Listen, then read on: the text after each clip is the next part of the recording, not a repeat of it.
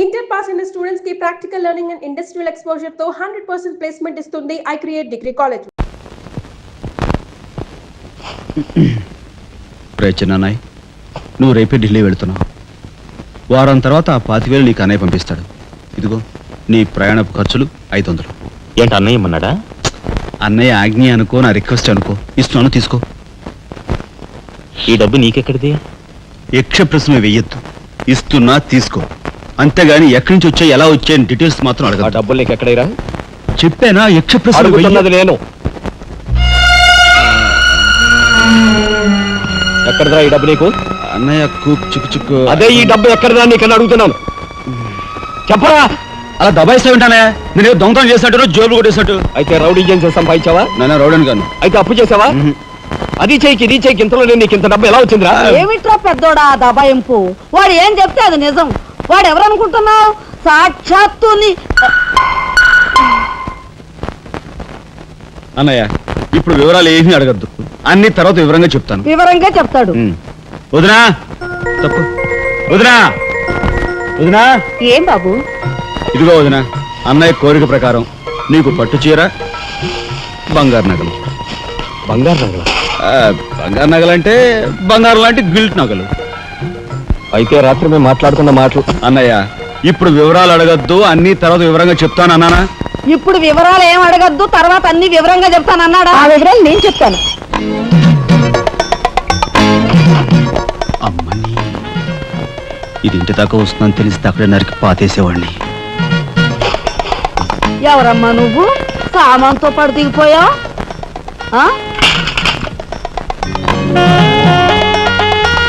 రావే రఫ్ పడతా. Excuse me.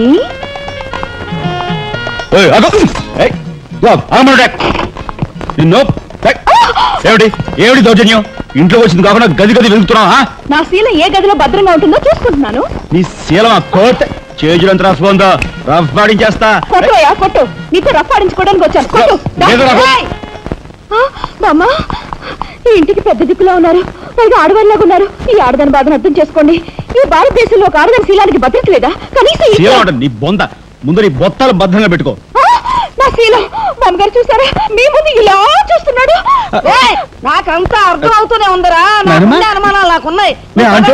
నోరు మూసుకుని పద. నా పెంచి ఏమిటి వాళ్ళ నలుగురిలోనూ అడిగితే తలా ఒక తన్ను తంతారేమోనని ఇక్కడికి తీసుకొచ్చా. ఆ అమ్మాయి ఎవరు? ఆ అమ్మాయికి నీకు సంబంధం ఏమిటి? నిజంగా ఎలాంటి సంబంధం లేదు. ఏం సంబంధం లేదు.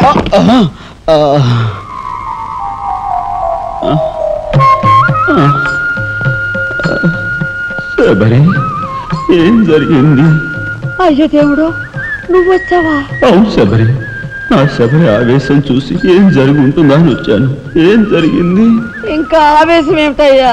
నీ అంశతో పుట్టిన నీ మనవడు ఏం చేశాడో చూడు. ఆ అమ్మాయిని ఎవరినో తీసుకొచ్చాడు. ఏనాడైనా మన ఇంటా అంటా ఉందా? శబరి, నువ్వు అనుకున్నట్టుగా చిన్నవాడు అలాంటి వాడు కాదే. నువ్వు అనవసరంగా ఆవేశపడలేవయ్యా అని సమర్థిస్తున్నావు. ఆ పిల్లవో నా శీలమో నేను రోడ్డును పడ్డా అని అంటుంది. ఇప్పుడు ఏ ఆధారం లేని ఆ పిల్లని మన ఇంట్లో పెట్టుకోవాలా అక్కర్లేదా? చూడు శబరి, నువ్వు కొంచెం చూసి చూడలేదు.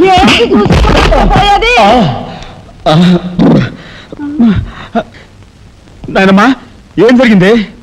అయ్యో నా దేవుడు, వెళ్ళిపోయావు. ఎవరే ఎక్కడిపోయారే? అక్క, దిక్కు ముక్కు లేని ఆడదాన్ని, భద్రత లేని ఏ ఇంట్లోనైనా ఉన్నాననుకో, నా శీల రౌడీల పాలవదా? పోనీ భద్రతగా ఇల్లు ప్రయత్నిద్దామన్నా వేల మీద డిపాజిట్ కట్టాలి.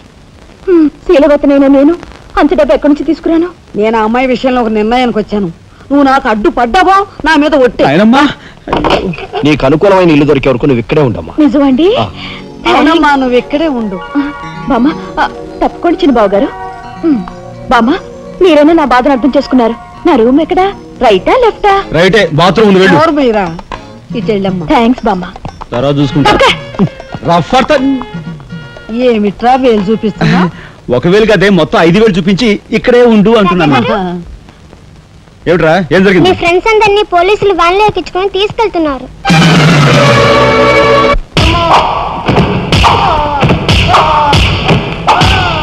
కార్మిక నాయకుడిని చంపింది మీరే, నన్ను ఒప్పుకుంటారా లేదా?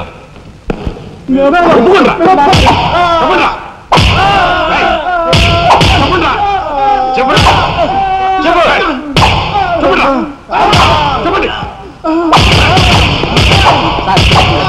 సార్.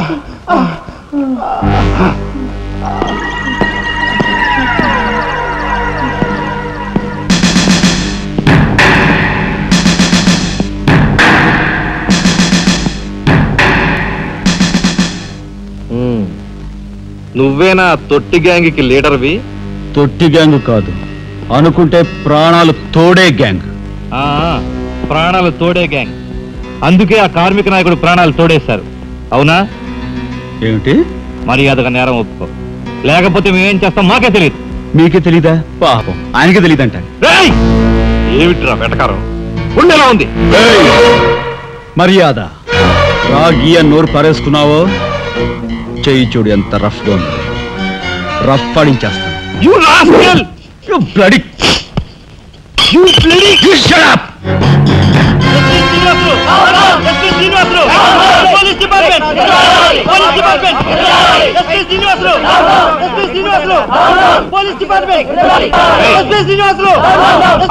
సార్ ఆగాలి.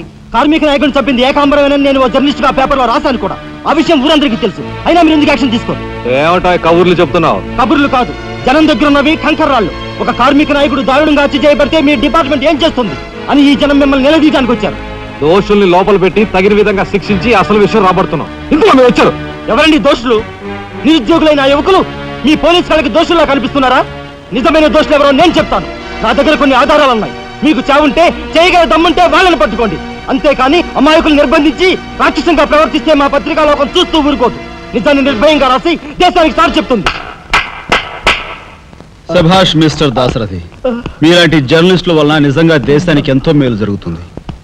Thank you very much. నిజాలు తెలుసుకోకుండా ఇలా పశువులా ప్రవర్తించి మీ పోలీస్ డిపార్ట్మెంట్ పరువు తీయకు. సిగ్గుచేటు. పోలీసులు!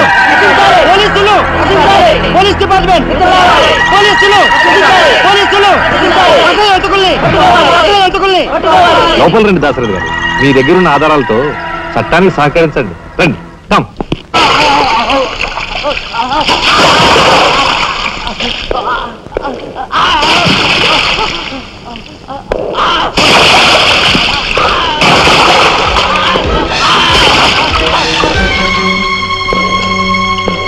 ఏమయ్యా జర్నలిస్టు, నాలాంటి వాడితోనూ ఎస్పీతోనూ తగువ పెట్టుకుని ఎందుకయ్యా చావు కొని తెచ్చుకున్నావు? మనిషిని చంపటం ఆటవికం. You are right. అందుకేనయ్యా నువ్వంటే నాకు చాలా ఇష్టం. చచ్చిపోయే ముందు కూడా ఇలా రెచ్చిపోవడం దేశంలో ఎంతమందికి సాధ్యం? తమ్ముడు, వీడు దేశానికి పనికొచ్చే జర్నలిస్టులా ఉన్నాడు. వదిలిపెట్టేద్దామా? ఊరుకోనయ్యా, మనల్ని ఎండగట్టి వాడి పేపర్ సర్క్యులేషన్ 3,000 నుంచి 30,000 పెంచుకున్నాడు. చాలా. తమ్ముడు చెప్పింది నిజమే. మమ్మల్ని బజారుకి ఇచ్చి నీ పేరు ప్రతిష్టలు పెంచుకున్నావు. మరి మా పరువు ప్రతిష్టలు కూడా మేము కాపాడుకోవాలి కదా. అయినా మనిషిని చంపేయడం అంటే సరే కానీ.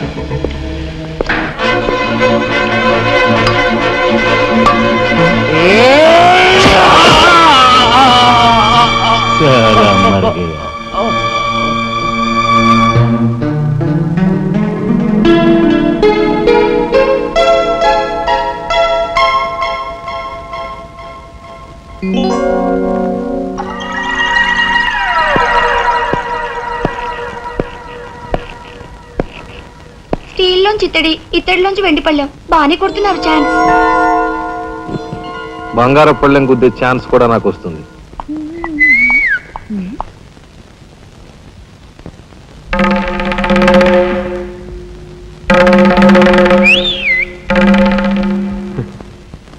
ఏమిటా చూపు? నేను మావాడు ఒకేలా ఉన్నావునా? అదంతేలే. అవును, నీకు మావాడంటే చెయ్యిలా చూపించి నాలుగు మడత పెట్టి చెయ్యి చూసావా ఎంత రఫ్ గా ఉందో? రఫ్ ఆడించేస్తాను, జాగ్రత్త అని నువ్వు అంటుంటే నాకు ఉంటుంది. మరి అయితే ఇంకా ఆలస్యం ఎందుకు? నువ్వు కూడా రఫాడించాయి.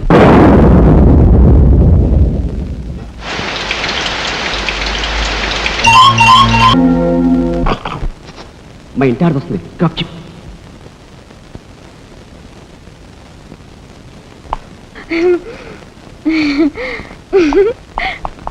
ఇదెక్కడ సవితిపోర్రా దేవుడా! శీలవతి అంట, శీలవతి సింగినాథం జీలకర్రాను. నా మొగుడు ఫోటో చూసే ఇది ఒళ్ళు తెలియకుండా ఇట్ట గెంతుతా ఉంది. ఆయనే బతుకుంటే ఈ చిత్రాంగ నా మొగుడిని ఎప్పుడో లేపుకెళ్ళిపోయేది. కుమారి కన్యాకుమారి అంట, కన్యాకుమారి. రోగం వదిలిపోయింది.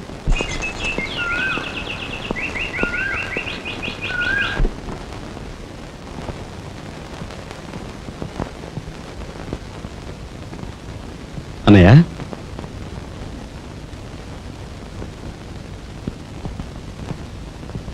వదినా, ఏం జరిగింది? మాట్లాడరే.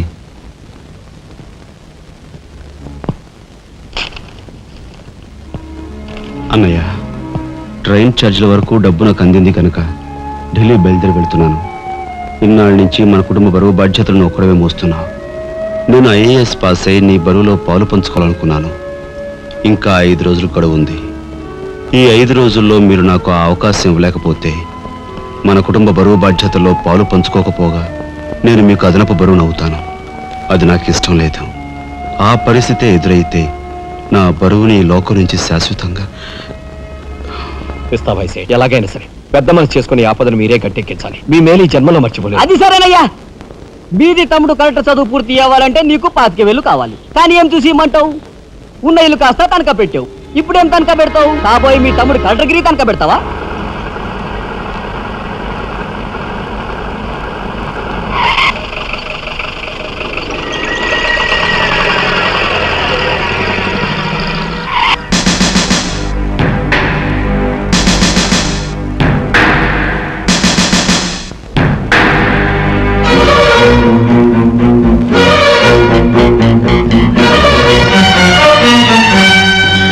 జీపెక్కు. ఎందుకు ఎక్కాలి? It's my request. నీకు చిన్న పని ఉంది. కమాన్.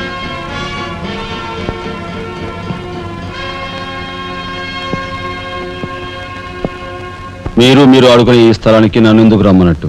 ఈ ఆటకి మన జీవితానికి చాలా దగ్గర సంబంధం ఉంది కాబట్టి. ఈ రెడ్ బాల్స్ ఉన్నాయి చూసావు, ఇవి మామూలు జనం అన్నమాట. ఇక ఈ pink, blue, black, yellow, brown, green ఇవన్నీ సిటీలో కాస్త పలుకుబడి ఉన్న వ్యక్తులు. ఇకపోతే ఈ వైట్ బాల్ నేనన్నమాట. ఇందులో ఏ బాల్నైనా కదిలించే కెపాసిటీ, కావాలనుకున్న కార్నర్లోకి తోసేసే కెపాసిటీ ఈ తెల్ల బంతికి ఉందన్నమాట. అంటే నాకు. దీన్ని తెల్ల బాలు అంటారు, క్యూ బాల్ అంటారు. ఓహో, ఓసారి క్యూ ఇటిస్తారా? దగ్గరగానే ఉందిగా, తీసుకో. నేను అడిగింది ఆ క్యూని. నువ్వట. రా రా. వచ్చాను. ఏం కావాలి? నేను అడిగింది ఈ క్యూని, నిన్ను కాదు. ఎంతో శక్తివంతమైన ఈ క్యూ బాల్ను సైతం కదిలించే శక్తి ఈ క్యూకుంది. అంటే నేను ఈ క్యూ లాంటి వాడిని. నీ తసారావులో బొడ్డు ఎస్పీ మా బలెంటోని తెచ్చావయ్యా. నాకు నచ్చాడు. సర్లే, మంచి కెపాసిటీ ఉన్న క్యాండిడేట్. కళ్ళు మూసుకుని ఉద్యోగం ఇచ్చేయచ్చు. చూడబాయ్, నేను చెప్పే ప్రతి పనికి ఓ రేట్ ఉంటుంది. Fixed rate. ఎవరి కష్టాతీత ఉంచుకోరు. Spot payment. ఫైటింగ్కి వెళ్ళావనుకో 1000 రూపీస్. కాలో చెయ్యో తెచ్చావనుకో 5000 రూపీస్. లైఫే తీసేసావనుకో 10,000 రూపీస్ స్పాట్ పేమెంట్. మందు పొందు బేట. ఓకే? అంటే నాకు ఇచ్చేది గూండా ఉద్యోగం కాదు, గవర్నర్ గిరి. చేస్తావా? గూండాయే, కాకపోతే నంబర్ 1 గూండాగా కాస్త రెస్పెక్టబుల్ గా చూస్తావయ్యా. చూడండి, నేను ఫైటింగ్ పెడతాను. ఎప్పుడో చెప్పనా? న్యాయం అన్యాయం అయినప్పుడు. కాలో చేయో తీస్తాను. అదెప్పుడో చెప్పనా? ధర్మం అధర్మం అయినప్పుడు. లైఫ్ తీవాల్సి వస్తే తీస్తాను. అదెప్పుడు? మీలాంటి వాళ్ళు ఇలాంటి వాళ్ళు కలిసి బరి తెగించి కిరాతకులైనప్పుడు. ఓర్ని తసారావుల బొడ్డు బాలేంటోడే బాబు. వీడు ఇంటి మొగుడికి ఎక్కువ, రంకు మొగుడికి తక్కువ అన్నట్టున్నాడు. నాకేం నచ్చలేదు, మనకేం అక్కర్లేదు. నాకు అసలు నచ్చలేదు. ఏమిటయ్యా ఇది? మంచి చట్టం లేకుండా. ఆ మాట అడగాల్సింది నేను. కట్టుకున్న మొగుడు పెళ్ళాన్ని బ్రోతల హౌస్ కు తీసుకెళ్ళడం ఎంత నీచమో, పోలీస్ ఆఫీసర్ ఒక పౌరుని ఇలాంటి గూండాల కొంపు తీసుకురావడం అంతకంటే నీచం. సిగ్గుండాలి.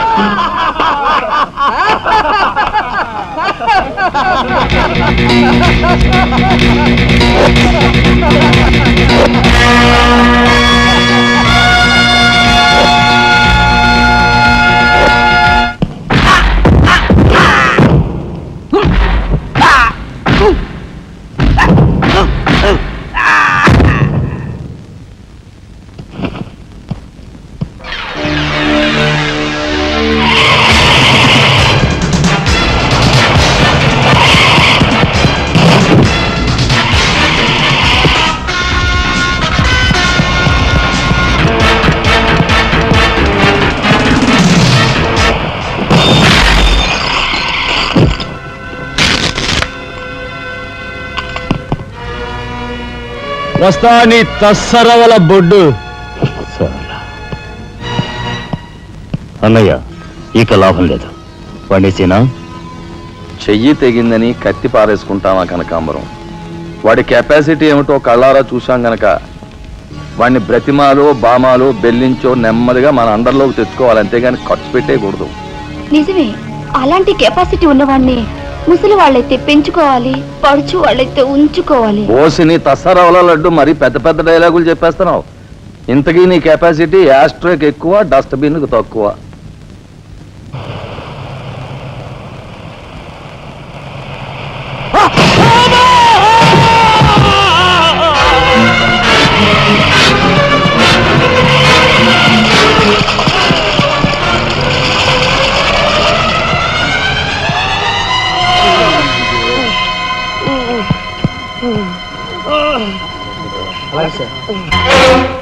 కార్ యాక్సిడెంట్ రేపు పెళ్లి పెట్టుకుని ఇవాళ నువ్వు కార్ యాక్సిడెంట్ చేసావు, ఎంత అప్రదిష్ట. ఈ సంగతి పోలీసులు తెస్తే రేపు నువ్వు కూర్చోవాల్సిన పెళ్లి పీటల మీద కాదు, కటకటాల వెనకాల. నువ్వు వెళ్ళిపోయి డ్రైవర్ వచ్చాడో లేదో. కొండయా కొండయా, ఎవరవయ్యా నువ్వు? మీ అమ్మాయి కార్ యాక్సిడెంట్ చేయగా చూసిన మనిషిని. మా అమ్మాయి కార్ యాక్సిడెంట్ చేసిందని చెప్పడానికి ఏమిటి ఆధారం? నాతో పాటు మరో 15 మంది చూశారు, వాళ్ళని తీసుకొస్తాను. బాబా లోపల కూర్చొని మాట్లాడుకుందాం.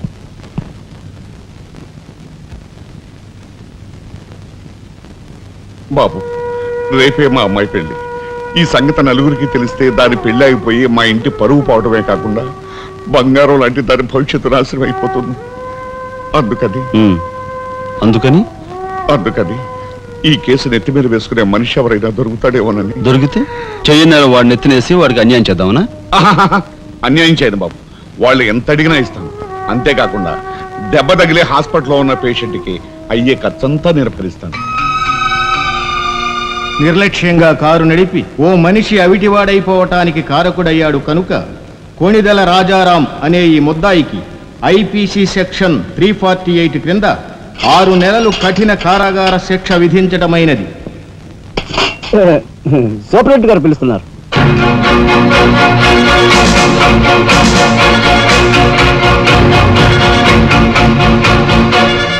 సార్ మీరా?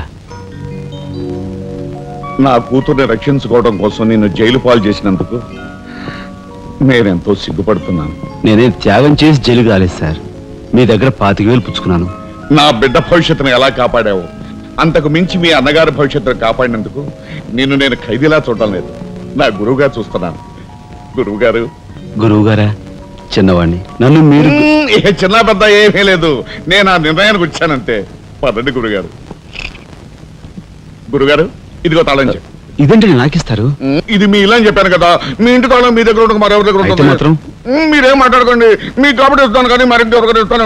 ఉంటుంది. నా ఖైదీ ఎక్కడా? మీ ఖైదా? ఎవరా ఖైదీ? ఖైదీ నంబర్ 786 యాక్సిడెంట్ చేసి వచ్చాడు చూడు, ఆ ఖైదీ. ఆ గురువు గారా? ఆ గురువు గారే. ఇంతకీ మీరు ఎవరు? నేను గురువిని. గురువులా అంటే ఎలా చెప్పేది? నేను మీ గురువు గారి జీవిత రండి కూర్చోండి. What is this nuisance? ఎవరి అమ్మాయి? మన గురువు గారి వైపు గారు, గురువుని. నమస్కారం బాబాయ్ గారు. ఆశీర్వాదం అమ్మా. గురువు గారిని చూడాలి వచ్చావా? అయితే గురుగారి దగ్గర స్వయంగా తీసుకెళ్తాను రామ్మా. జిందాబాద్ బాబాయ్ గారు. రామ్మా.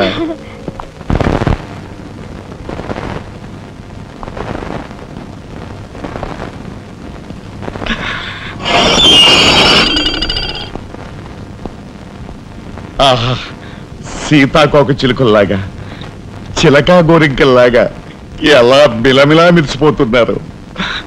గురువుగారు, ప్రొసీడ్.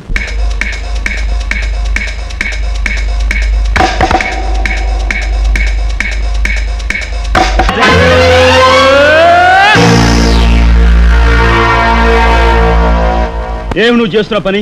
సిగ్గులేదు? ఎవరైనా చూసి ఏమనుకుంటారు? అసలు ఎందుకు వచ్చావు? నిన్ను ఇల్లు ఖాళీ చేయించిన పాపానికి జీవితాంతం నన్ను ఇలా చిత్రవధ చేయడమే కార్యక్రమంగా పెట్టావా? వెళ్ళు. గురుగారు ఏమిటండి ఇదంతాను? ఈ అమాయకురాల మీద ఇలా కేకలుస్తున్నారు ఏమిటండి? ఎవరో అమాయకురాలు? మీ భార్య గారండి. తానా? నా భార్య? మీకు మతిపోయిందా? చూడండి బాబాయ్ గారు, భారతదేశంలో భారతీయులు ఎక్కడైనా పరాయి మగాండు పట్టుకుని నా మొగుడు అంటుందా? తండ్రి లాంటి వారు మీ కూతుర్ని మీరని న్యాయం చెప్పండి. అలాగేనమ్మా. ఆల్ రైట్, నేను తాళి కట్టిన ఇల్లాలే అయితే నేను కట్టిన తాళేది, నల్లపూసలేవి, కాలికి మెట్లేవి చూపించమనండి. కమాన్. కరెక్ట్. చూడమ్మా, ఒక్కసారి ఆయన అడిగినవన్నీ చూపించేసి నీ పాతివ్రత్యాన్ని నిరూపించమ్మా. బాబాయ్ గారు పొద్దున బాత్రూమ్ స్నానం చేసినప్పుడు అవన్నీ మర్చిపోయి నీ బొంద మర్చిపోయావు. ఇదిగో చూడండి, మీ మీద ఒట్టేసి చెప్తాను, ఇది ఒట్టి దొంగ సరుకు. ఇక మీద ఈ జైలుకి నన్ను కలుసుకోవడానికి రకరకాల వేషాలతో రకరకాల భాషతో వస్తుంది. వచ్చి ఏడ్చి గీ పెట్టా సరే మీరు దాన్ని అలౌ చేయొద్దు. మీ కూతుర్ని నన్ను సెంటిమెంట్ కొట్టాలని ప్రయత్నించుకో. లాఠీ చేస్తాను, లేదంటే బాష్పాయి వదులుతాను. లాఠీ చేస్తానంటే ఇక మాట్లాడకూడదు పద.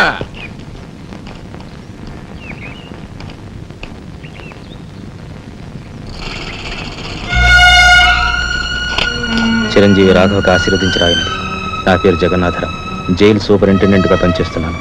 మా అమ్మాయి కార్ యాక్సిడెంట్ చేస్తే నీ చదువు నిమిత్తం నీ తమ్ముడు ఆ నేరాన్ని తన మీద వేసుకుని ఈ 25,000 నీకు పంపమన్నాడు. ఈ విషయం ఎవరికీ తెలియజేయొద్దన్నాడు.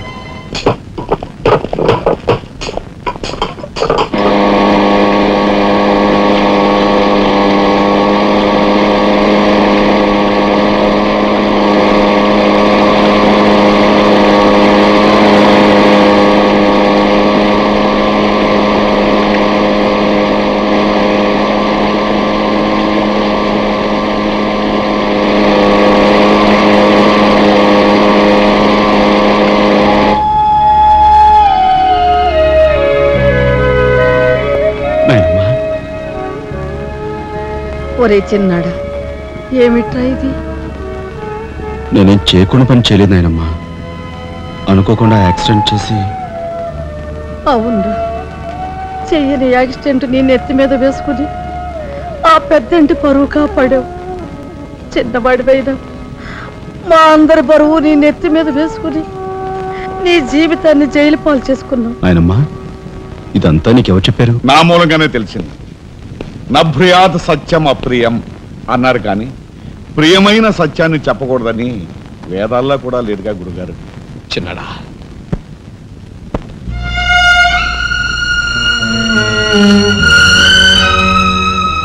తమ్ముడు అందరికంటే చిన్నవాడువైనా ఎంతగా ఎదిగిపోయావురా. ఎలా ఉన్నారమ్మా? నువ్వా? గట్టిగా రోబాకయ్య, నిన్ను చూడాలనిపించి మనసుండి బట్టలేక వచ్చేసాను. పెద్ద బాబాయ్కి తెలిస్తే మెడ పెట్టుకుని బయటకు గెంటేస్తాడు. నిన్ను చూస్తే చాలా ముద్దొస్తుంది. అల్లు పని ఓ ముద్దిచ్చి గట్టిగా పట్టుకో. ఇంకా దగ్గరికి లాగు. నేను కాదు, వాళ్ళ అక్కని. బాబు, ఆ అమ్మాయి ఎవరో కాదు బాబు, మా అమ్మాయి.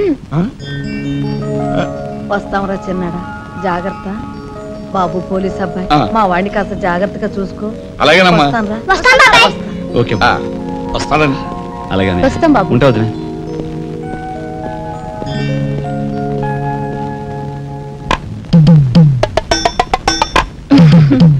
ఏంటి వాళ్ళతో వెళ్ళవా? ఇక్కడే ఉండిపోతావా?